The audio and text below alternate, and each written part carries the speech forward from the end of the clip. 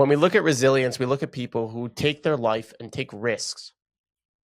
Our guest today, Yuval David, is somebody who takes risks in his professional career. He's one of the biggest Israeli actors in the world, and he's decided to take on a huge, I think you're the biggest actor because you're the biggest actor to me, Yuval. I made a face. That's why he's saying that. It's a good face. It's you, Gal Gadot, know. and you are probably equal, is my feeling. Oh my gosh, that's a gross exaggeration, but from your mouth to goddess's ears. Exactly. But we today, Yuval is turned his career and basically gone full-time Israel advocacy. He's getting booked around the world, flying around the world just to talk about what's going on in Israel. We find many of the actors and many of the Hollywood stars are staying quiet and keeping quiet. And when we look at Yuval, we see somebody who's actually stepping up. And it comes from a place of resilience, and it comes from this is resilience that we heard the other day of people who overcome obstacles and are able to push past what the challenges are. And that's really what we see with Yuval. We really appreciate you coming on today. Thank you so much for taking the time. Thank you. We'd love to hear your background and kind of what you're doing. Give a little background of your IMDb, if you don't mind giving that to the audience. So we can. You want me to give you my own resume?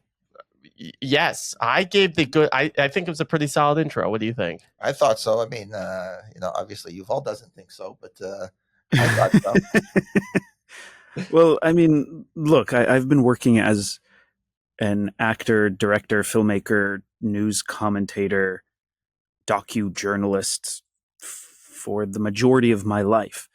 Jewish activism has been a major part of my life since I was a kid, understanding that it is my duty as a Jew, as a grandchild of Holocaust survivors, as a child of Israeli heroes, as this Jew in America, that I have to do as much Jewish activism and advocacy as possible because I was gifted this life. So that was a perspective that I had throughout my entire life. And Jewish activism started to take a larger and larger percentage of my time and efforts, especially over the last 20 years, and then increasingly over the last 15 years, and then even more over the last, let me just go for the 18 years because we like that number.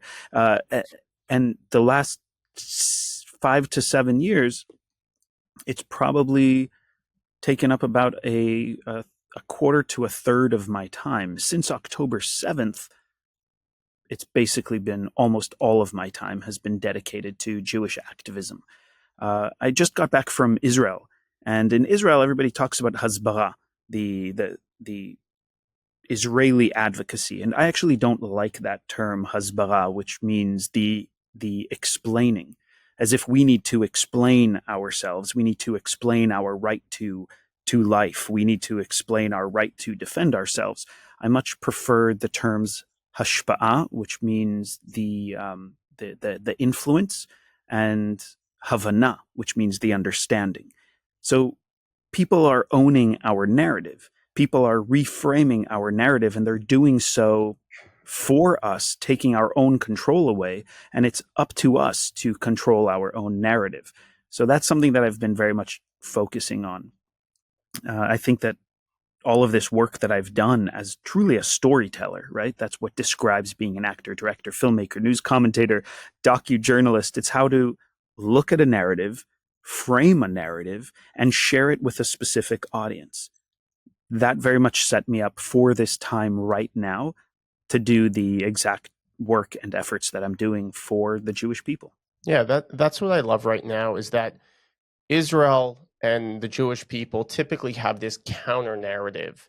They say Jews are bad. We say, no, Jews are good. They say Jews are this. We say, no, Jews are that.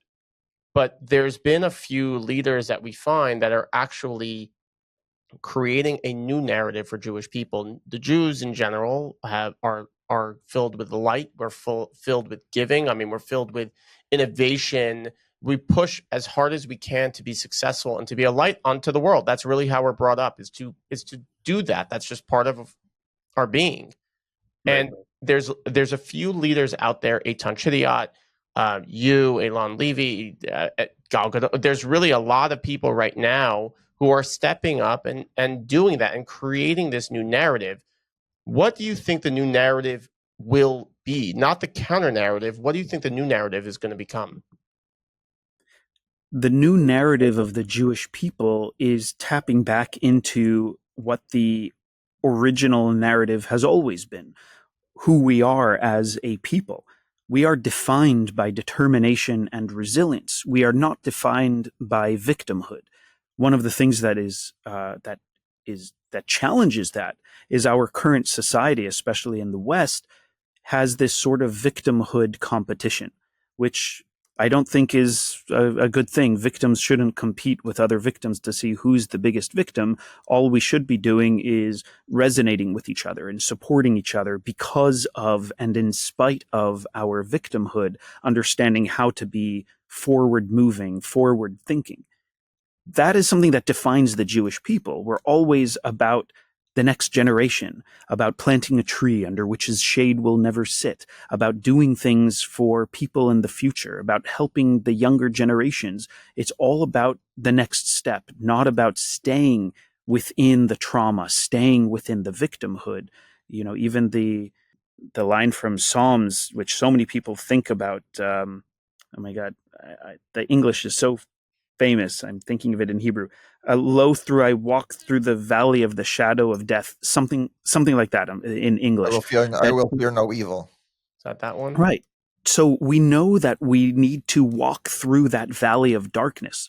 We know we need to get into the depths of that valley, of the Yatom, of the darkness, but we need to keep moving forward.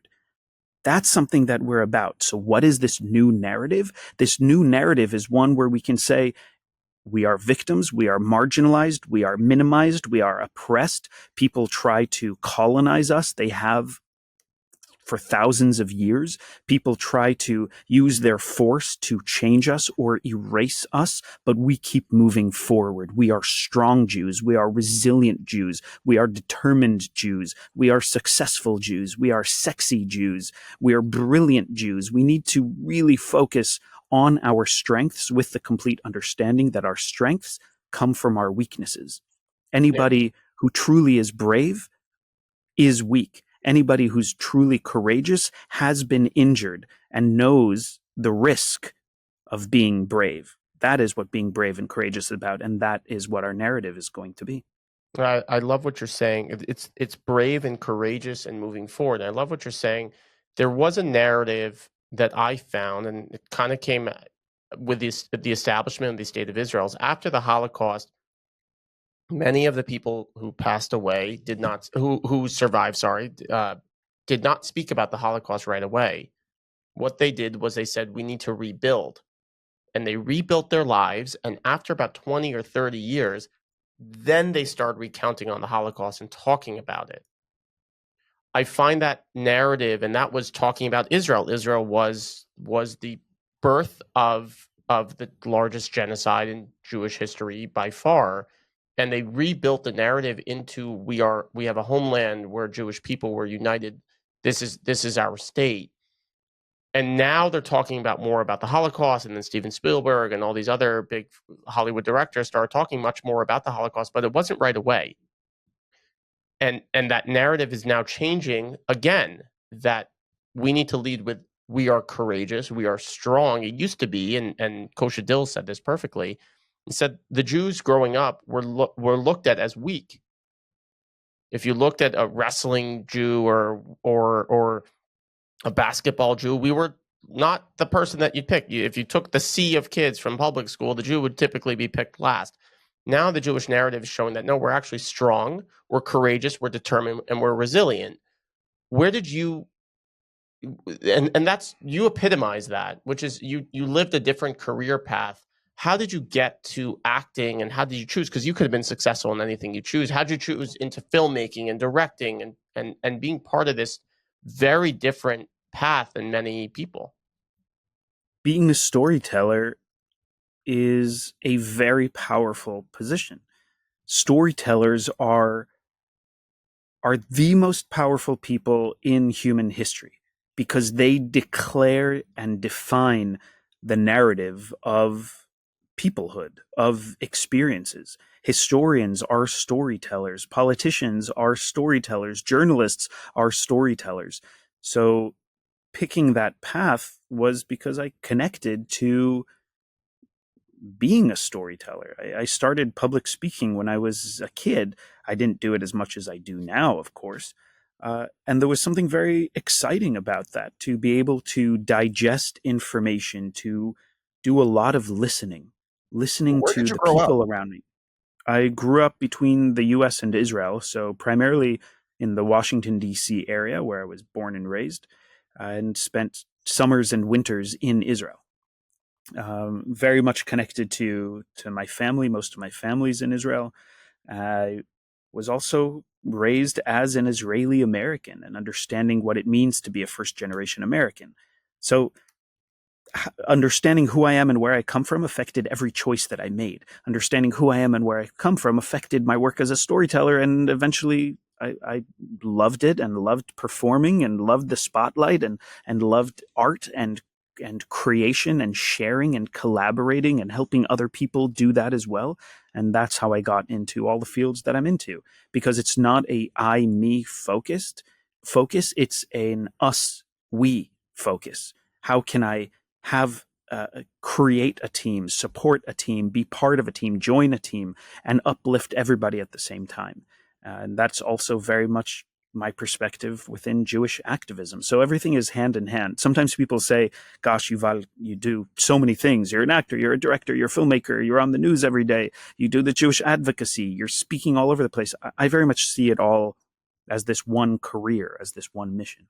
Yeah, absolutely. That's not an easy career to get started with. As I mentioned, we were talking a little bit before. I had a brother that was interested. It's a very difficult career. So, I mean, that certainly says a lot about your own resilience, that you're able to stick through all the rejection, because I think that comes with the territory. It seems like it.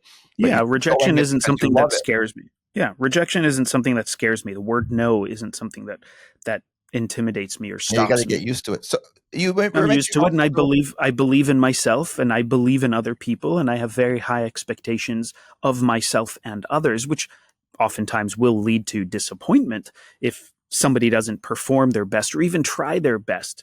Not that it means you have to always be and try and aim for the best 24/7. You need to give yourself a break, but that's making the most of life. And that's something that I expect from so many people. And I find I don't really have people who are close to me who don't live that same way. You need to care about this life, not just your own, but of your friends, your family, your community, your nation, your people, and humanity as a whole. you have to Those are be the people involved. who You have excite to be me. You have to involved be and involved, and you participate. need to care.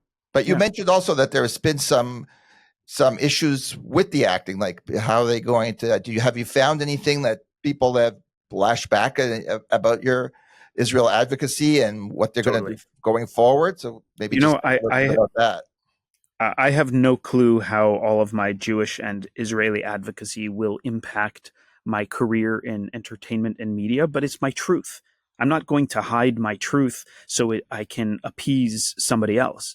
If anything, if I notice that my truth and my identity uh, makes somebody have a negative reaction to me, I'm going to enhance and share more of my identity. I am not going to suppress myself and hide myself in order to make somebody else happy. And that's one of the big issues we're seeing in Hollywood right now, where there are so many Jewish celebrities and actors and directors and filmmakers and agents and managers and publicists and writers. We're seeing across the board where people are not speaking up, not doing the Jewish advocacy, even though we're seeing the highest rates of anti-Semitism expressed openly, at least in the course of my lifetime. And there are a lot of people who remain silent. We have a 51% silent majority in the United States of people who are not doing or saying anything. And sadly, that also includes Jewish people. And sadly, it also includes people who should be our allies. You know, there's that famous quote of Elie Wiesel, who said, the opposite of hate. No, what did he say? Oh gosh, I'm forgetting it. The opposite of of love isn't hate, the opposite of love is silence, something like Yeah, that. something like that. It's like I, complacency. yeah, Complacency. and silence and complacency are very Complacent. dangerous. And 100%. we're seeing a lot of that right now. People are being complacent because they don't want to get involved. People are being silent because they don't want to be affected by the drama and the trauma and the grief and the challenges and the complexities. And silence allows the negative things to flourish. It's like having a beautiful garden. If you just let the weeds overtake the garden, they're going to overtake the garden. And that's what's happening right now because people are not focusing on the negative sides and that need a response. I mean, yesterday, the pro-Palestine protests, and I struggle to call it pro anything because they're really all about being anti, they were outside Memorial Sloan Kettering Pediatric Cancer Hospital yesterday protesting. How Okay. is that being pro-Palestine? Because there are Jewish administrators or Jewish owners or Jewish people who work at Memorial Sloan Kettering, or Doctors that because are saving lives. Yeah, so sorry. because they're affiliated with Israeli cancer hospitals. So you saw images and videos of children in the pediatric cancer hospital in New York City looking out of the windows as this pro-Palestine, pro-Hamas protest was happening outside. That is shameful. And if we do not rise up and speak up against hatred and against evil and against these horrible people, they're just going to continue to be louder and prouder and will influence the silent people, the people who don't know what to think yet. Which That is we're what's in a been very happening dangerous all along situation. already. That's what's been happening all along already on the True. campuses and just in general. I mean, we're outside our office. We saw somebody protesting during lunchtime for like 20 minutes. It's a big problem. So maybe that's why the Jewish activism and advocacy and activism and advocacy in general about many issues has taken up a massive part of my life because I don't wait for somebody else to speak up. Yeah, I've done things with organization to help rescue LGBTQ people and women out of dangerous and life-threatening situations internationally in partnership with numerous organizations. And I've been doing this for years because I saw that I had an understanding. There were people in need, and I said, how can I help? That's that's the person I am. That's the Jew I was raised to be, not only focusing on the Jewish people, but focusing on all people in need. Now, the disappointment really sunk in because right now the Jewish people are in need. The Israeli people or Israel in general is in need. People who support democracy and fight against terrorism are in need. And seeing all of these people who are silent, who call themselves human rights and civil rights and social justice warriors and activists who are doing nothing when it comes to combating terrorism, who are doing nothing when it comes to Jewish people being attacked. It is shameful on them, and it makes me be even louder and hoping to activate and inspire other people to do everything that I'm doing and do it better.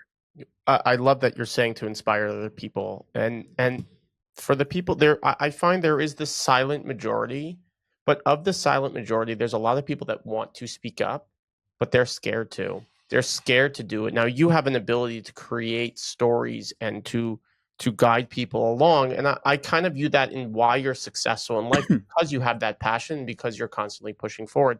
What would be the tips or the roadmap, if you can give a minute, 2 minute roadmap of how people can actually speak up and what they can be doing and how you recommend them to do it? What are the what's the takeaway in the action steps?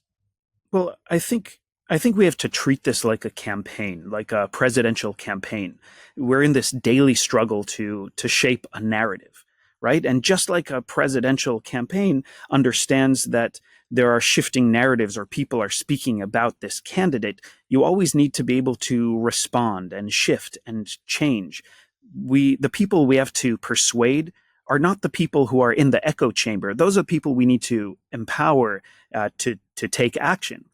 But there isn't this need to persuade those who are completely against you either. We need to persuade those who are persuadable, the people who have yet to learn, who have yet to understand. And when we want to understand how to affect the persuadable, the silent majority, the people who are doing nothing, the people who are afraid to speak up or take action, we should focus on the values first and not with the issues first. So this is something I talk about a lot. A value is something we can all agree with. The value is something that we can understand without necessarily coloring it with who the specific people are we're talking about. So take out the word Jew, take out the word Israel, take out the word Palestinian, take out the word Hamas, and focus on the values. When you focus on the values, then you can get people to agree and understand what to do. Do you believe in democracy? Do you believe in women's rights? Do you believe in LGBTQ rights? Do you believe in freedom of religion? Do you believe in equal access to education? Do you believe in healthcare? Do you believe in people being able to travel freely? Do you believe in people being able to run for office? Do you believe in people being able to speak up against their leadership or in support of their leadership? And when you focus on those values, then you know who to be pro and who to be anti. Now, the other thing that I say is seize the pro side of the argument. What are you for? Life, liberty, democracy, whatever it is, because your opponents will try to define you in the anti. They've been trained to do this because they understand that this is a war, how to be anti-you. So you need to define yourself the way you want to and be careful not to use the vocabulary of your opponents. It's something that we have done as a Jewish people and as Israeli activists and Israelis where we've failed is we turned BDS into a much bigger movement because we kept talking about them. We kept referencing them, and then they got all of this attention. We're doing the same thing right now with Queers for Palestine, which is the most disorganized organization ever. They've been coming for me for years. What about the Jews for Palestine? Nobody even heard about them until we started talking about it. Right. Now, the thing is, if you look at these, the If Not Now and Jewish Voices for Peace and these different organizations, follow the money. Who is funding them? And you will find that they are being funded by non-Jewish, anti-Israel, anti-Zionist, anti-Semitic, anti-Jewish organizations and bodies, including Qatar, including Iran, including Hamas itself. And it is shameful. And the other thing is they'll push Jews to the forefront and then fill the space with all these non-Jews behind them. And they'll say, oh, you see, American Jews are against Israel. Meanwhile, you have maybe 3, 4, however many dozen American Jews. And then behind them are all these non-Jewish people. So let me just go back into my suggestions of how to deal with this and how to empower the silent majority. Focus on the values. Frame your choice. Seize the pro side of the argument. Use your vocabulary. Don't use theirs. Never accept your opponent's underlying premise as valid. You cannot talk about the validity of things that they say when they are completely wrong and evil. Speak about the validity of your opinion if it is right and if it is focusing on the greater good. And then speak to your persuadable target audience. Understand who we need to do the hashpa'ah, the affecting, the inspiring, the influencing, and the havana, the understanding. Who needs to understand who we are? You know, Shakespeare wrote about it himself with the character Shylock, who was being attacked for being a Jew. And he said, if you prick me, do I not bleed? We need to humanize who we are as Jews. We need to humanize who we are as Zionists. It's embarrassing and ridiculous that we need to do that, but that we're in that time right now. So who are you? What do you believe in? And share that narrative. Be a storyteller for you and your people. Yes, it doesn't need to be the anti-campaign doesn't work. Saying every time somebody comments on LinkedIn that pro-Palestine or pro-anti-Jewish, you don't need to fight them. That doesn't work, because that brings it, just in general, just how the algorithm works. They want conflict. So the more conflict they get, the more people, all of a sudden your posts are going to get more and more views. So they want that. It's being polarizing allows for growth and building a bigger platform for yourself. So what we've been telling people is don't engage. Haters are going to hate. You're not talking to the people. You can't argue and win that argument when you're going. It just doesn't work, because you're going into their house, like in realistic. Look, I went the other day, I made the mistake of actually reading comments and looking at direct messages across social media. And I haven't done much of that for a long time because of the tremendous amount of anti-Jewish messages. I mean, I'm talking about thousands of messages that I get every single day from hateful people. And it really disturbed me. And I looked at it and it affected my mood. And then I had to reshift and redirect my thought and understanding that I can't put my focus on that. But here's one of the things. If you know and I'm speaking to your audience now, if your audience is aware of people who put themselves out there on social media, make sure you follow, you like, you share, you comment, because you have the power to shift the algorithm and get more people to view this person. And I'm saying that also for myself. Follow me across social media, like my posts, spend a day where you put a heart on as many things as possible. Share that. Same thing with your show. People need to share your show with other people in order to shift the algorithm. It's a very easy way not to be part of the silent majority. Very easy Correct. way. And it doesn't take that much time. If there are people out there on social media who you think are doing something right, then support them. Do as much as you can by follow, share, what have you, subscribe, whatever it is. We've been connecting a lot with people. Business. We're in the business owner community. We're in the services business. We're on the higher end of the financial services business, and we've been connecting with people who have been speaking. And we had a conversation yesterday with somebody who's my typical people did not call me on October 7th that I sent to that industry. They didn't call me on October 7th. They didn't do anything. They really just sat silent, fine, and that's okay. And that I understand that. I respect everyone's decision, but we decided to take a proactive approach, and the people who are advocating or are speaking up, we're reaching out to them and saying, hey, when we're ready, when this is over, let's talk about doing business together. And that's really what we want to do. We want to show people that you can be a leader. If you can be a leader in anything you do, like, comment, share, all this stuff. Choose where you place your business. Choose where you send your kids to university. Yeshiva University got a record number of applicants. Why? They feel safe.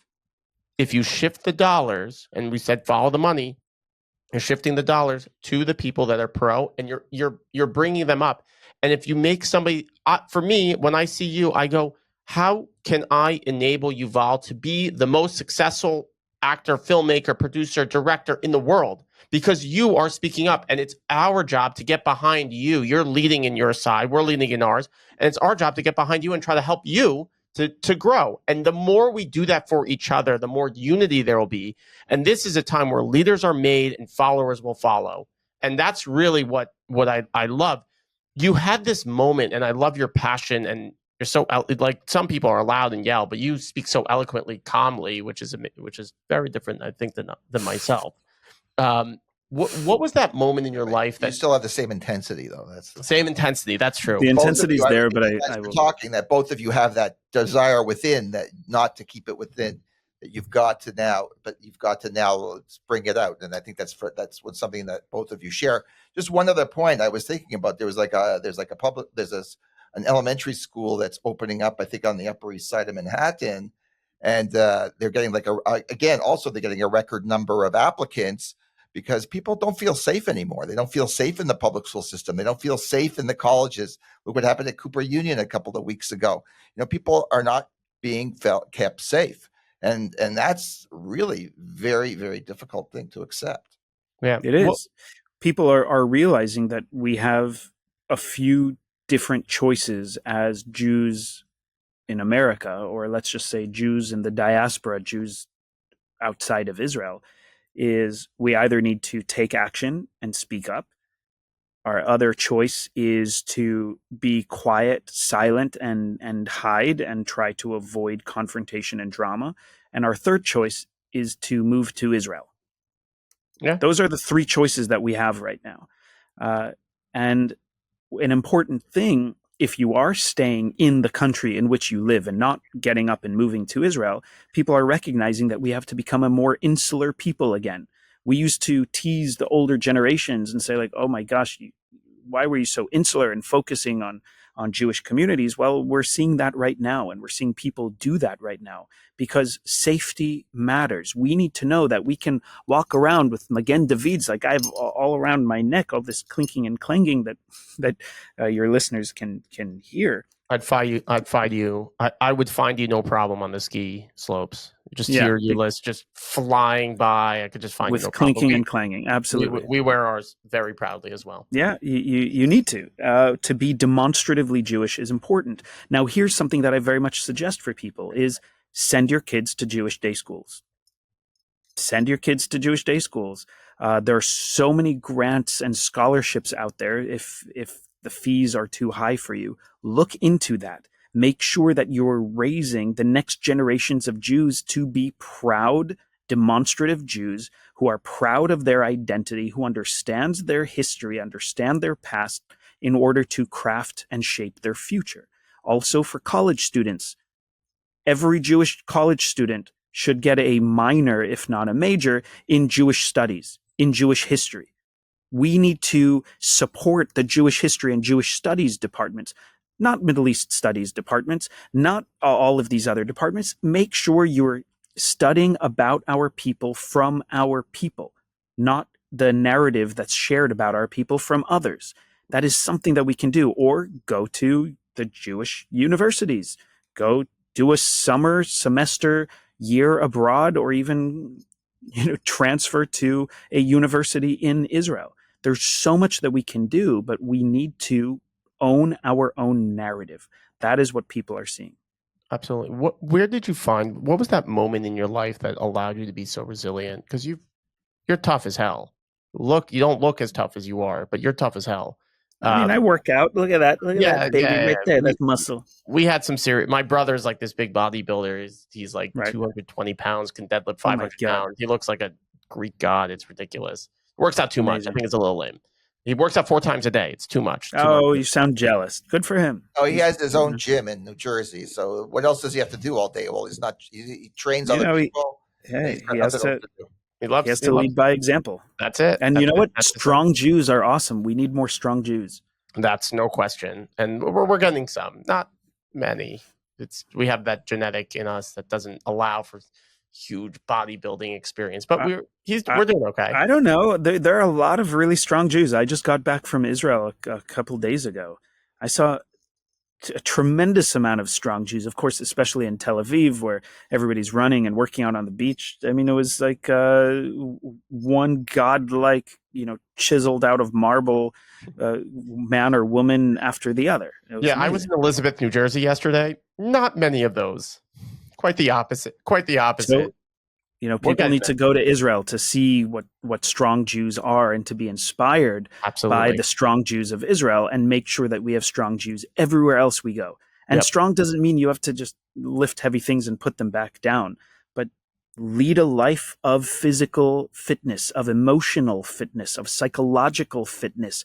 Be fit with your mind, body, and soul. And that is what a strong Jew is. We need more people to embrace each of those elements. Absolutely. So what was I have 2 questions for you. One of them is, what was your defining moment in your life? 2, and then I have a plug.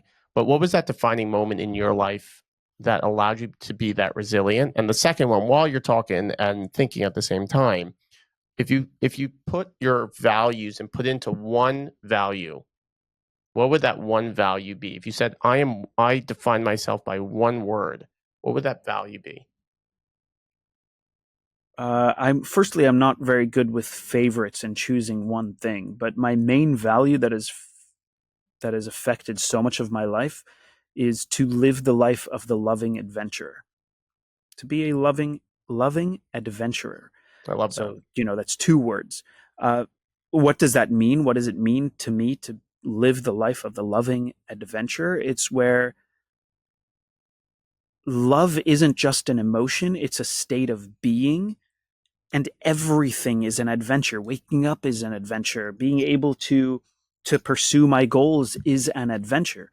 And an adventurer might make decisions and might choose a path, but might deviate along the way. Something might happen along the way that the adventurer has to shift direction, but still move forward. That's what an adventurer is. Absolutely. An adventurer has that optimism and that resilience and that desire to explore, and will keep moving forward, won't stop. So that's what the loving adventure, that's what the value is that affects so much of what I do. And in terms of a main issue that has affected me, I understood. I was raised to understand that I have a small family and why I have a small family. My grandparents were Holocaust survivors and recognized heroes of the war, and I was raised hearing their stories and understanding that I am the grandchild of heroes. So I need to do my best and be my best and help other people be their best.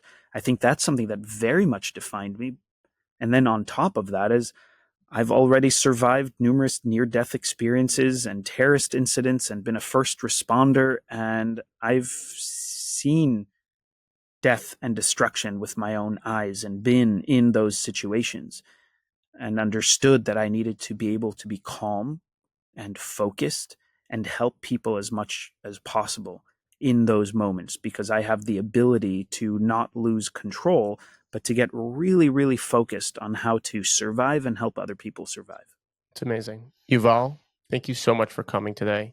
Thank you for We having really me on. appreciate it. Can you tell us? I know you're coming out with a new TV series that's coming out on Yeah. Hulu And a movie. and FX and a movie and all this amazing stuff. So you still do find some time to be as successful as you are, and we really appreciate you carving some time. Where can people find you? Tell us, give us your plug, please. You didn't give us your resume at the beginning, but people can look you up on IMDb.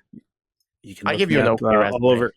Thank you. You can look me up all across the internet. There aren't that many Yuval David or Yuval Davids out there. So yuvaldavid.com. You can find me at on YouTube at Yuval David. You can find me on Instagram. Actually, Instagram, I'm Yuval_David_. And on X, it's Yuval David. On Facebook, it's Yuval David. On TikTok, it's Yuval David. You can find me all over YUVALDAVID. And you know what? I will put out this request. Follow, like, share, subscribe. So when I do choose to look at my messages and comments, hopefully I'll see much more positive content and not 100%. just the Don't look at the bad hateful one. people. Yeah, and don't look at those. what I take from this podcast is follow the leaders. If you are someone who's sitting silent and you're not doing anything, the least you can do is follow people like you, follow people like Eitan, follow people like does Bill Ackman. It doesn't make a difference. Follow the people who are advocating because they need your support behind them. Like and share. Like and share and comment and give love and give praise. And we really, that's really what you've epitomized. And that's really why I think we're connected now. You'll be my friend for the rest of my life. And I really appreciate that. Thank you for being here. I appreciate you. Bye, everybody. See you soon.